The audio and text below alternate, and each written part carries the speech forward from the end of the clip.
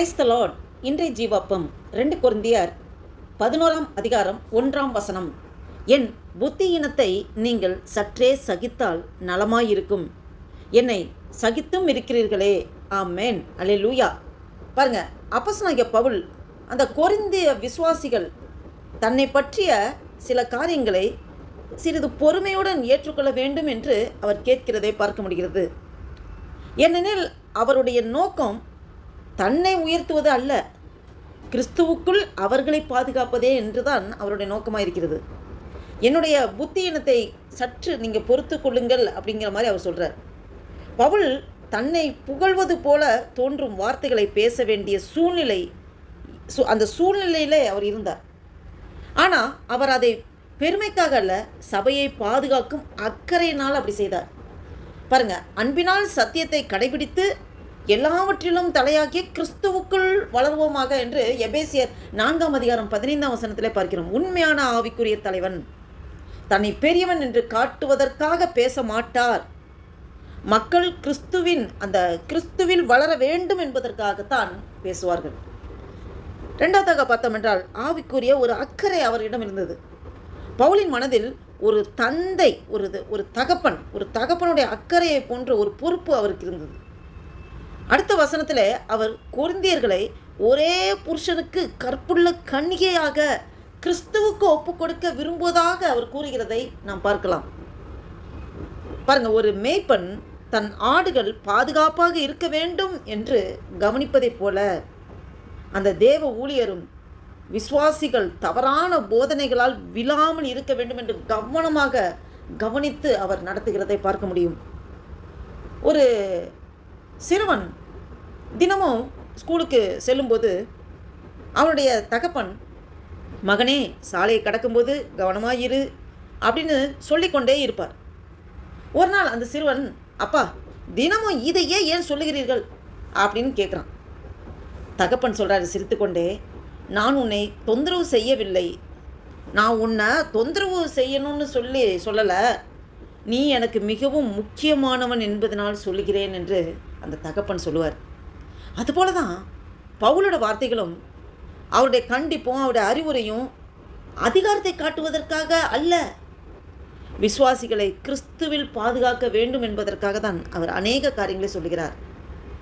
பாருங்க, இந்த 2 கொரிந்தியர் 11 அதிகாரம் 1 நமக்கு கற்றுக் கொடுக்கிற காரியங்கள் என்னவென்றால், உண்மையான ஊழியத்திலே அன்பான அக்கறை இருக்க வேண்டும். ஆமேன். சில நேரங்களில் உண்மையை சொல்ல பொறுமையுடன் தாங்கிக் கொள்ள வேண்டிய சூழ்நிலை வரும். தேவ ஊழியர்களின் நோக்கம் தன்னை உயர்த்துவது அல்ல, கிறிஸ்துவை உயர்த்துவது. ஆமேன். ஆவிக்குரிய அக்கறை என்பது ஒருவர் தவறான பாதையில் செல்லும்போது அன்புடன் எச்சரிப்பதாகும். ஆமேன். தன்னை புகழ்வதல்ல, கிறிஸ்துவின் மனவாட்டியை பாதுகாப்பதே உண்மையான ஊழிய அக்கறை. இதை கேட்டுக்கொண்டிருக்கிற என் அன்பு தேவ பிள்ளைகளே, உங்களோடும் என்னோடும் ஆண்டவர் இந்த வசனத்தின் மூலம் அநேக காரியங்களை பேசிக்கொண்டிருக்கிறார். நாம் மற்றவர்களை ஆண்டவருக்குள்ளே வழி நடத்துகிற காரியம் ஒரு அக்கறை, ஊழியத்தின் அக்கறை, ஆண்டவர் மீது உள்ள அந்த அன்பு. ஒரு ஆத்மா கூட கெட்டு போகக்கூடாது என்பதற்காக நாம் ஆண்டவருக்குள்ளே ஒவ்வொரு வழி நடத்த வேண்டும் என்பதற்காக நாம் அநேக காரியங்களை நாம் பாதுகாப்பாக அக்கறையாக ஒரு எச்சரிப்போடு சொல்கிறோம். இது கேட்கிற ஒவ்வொருவரும் அதை உணர்ந்து கொண்டு கிறிஸ்துவுக்குள்ளே வழி நடத்துகிறார்கள் என்பதை உணர்ந்து அதை பொறுமையோடு ஏற்றுக்கொள்ள வேண்டும், சகித்துக்கொள்ள வேண்டும். இதை தான் அப்போஸ்தலனாகிய பவுல் அந்த கொரிந்து திருச்சபை மக்களுக்கு சொல்லுகிறார். இதை கேட்டுக்கொண்டிருக்கிற அன்பு தேவ பிள்ளைகளே, நாமும் இதன்படி செயல்படுவோமா? நமக்கும் ஊழியக்காரர்கள் தலைமைத்துவத்தில் இருக்கிறார்கள். அவர்கள் எது சொன்னாலும் பொறுமையாக அனுசரித்து கிறிஸ்துவுக்குள்ளே நாம் வளர வேண்டும் என்பதற்காக எல்லாத்தையும் நாம் நல்ல விதமாக எடுத்துக்கொண்டு கர்த்தருக்குள்ளே முன்னேறுவோம். இந்த சிந்தையோடு ஒரு புதிய நாளைக்குள் ஆண்டு நம்ம நடத்தி கொண்டு இருக்க தேவனுக்கு நன்றி இருதயத்தோடு ஆண்டு நோக்கி பார்த்து ஜெபம் செய்வோம். அன்பும் இரக்கம் நிறைந்த பரம தகப்பனை மை நன்றியோடு துதிக்கிறோம் ஐயா. துதிகள் மத்தியில் வாசம் செய்கிற தேவனே மை நன்றியோடு துதிக்கிற ஆண்டவரே. நன்றி தகப்பனே, இந்த வேத வசனத்தின் மூலம் எங்களோடு நீர் ஆழமாக இடைப்பட்டீர் ஆண்டவரே. நன்றி தகப்பனே. ஆண்டவரே நன்றி ஐயா. ஆண்டவரே இவையிலே கூட ஆண்டவரே, அப்பா நாங்களும் ஊழியத்தில் அநேக விதமான மக்களை பார்க்கிறோம் ஆண்டவரே. அப்பா ஆண்டவரே, கிறிஸ்துவுக்கு விரோதமாக கிறிஸ்துவுக்கு மாறாக யாராவது செயல்படுவார்கள் என்றால் அவர்களை எச்சரிப்பது ஒவ்வொரு மேல் விழுந்த கடமையாக இருக்கிறது. கிறிஸ்துவுக்குள்ளே வழி நடத்த ஆண்டவரே அப்பா நாங்கள் எந்த அளவுக்கு வேணாலும் பொறுமையாய் ஆண்டவரே அல்லேலூயா அப்பா ஸ்தோத்திர கர்த்தாவே, நாங்களும் பொறுமையோடு சகித்து கொண்டு மற்றவர்களுக்கும் ஆண்டவரை கிறிஸ்துக்குள்ளே வழி நடத்த ஆவிக்குரிய எச்சரிப்பை செலுத்துவதற்கு, அன்போடு எச்சரிப்பை கலந்து சொல்வதற்கு ஆண்டவரே எங்கள் ஒவ்வொருவரோடு நீ இடைப்பட்டு கொண்டிருக்கிற ஆண்டவரே.